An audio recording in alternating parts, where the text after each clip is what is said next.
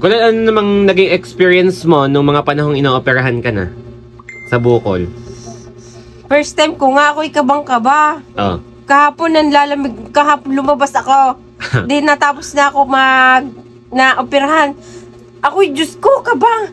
Ang lamig ng mga katawan ko kasi Pero first sis daw time yan. talaga. Oo, sabi ni Doc, kung hindi ko daw naagapan, baka daw ikumalat Maging na. cancer.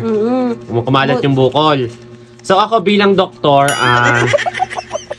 dahil ngayon ay sanay ka na sa operada, pwede mo na ding ipapalit sa akin ng iyong ari-arian. Kung gusto mo, ari ng aso, ipapalit natin dyan. Ano, may bala ka bang magpapalit? Wala. Bakit? Kasi, ayoko. Bet ako magpapalit babae pa rin naman ako kahit anong gawin.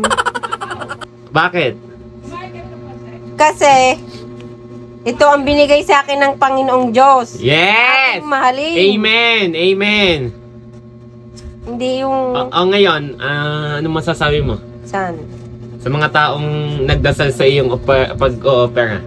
Maraming salamat sa nanay ko, kay Rowena at kay Rolly, at sa mga taong nagmamahal sa akin na ipinagdarasal ako na gumaling agad. Maraming salamat sa inyo. We love you from Gora Lips, guys. Ingat kayo palagi.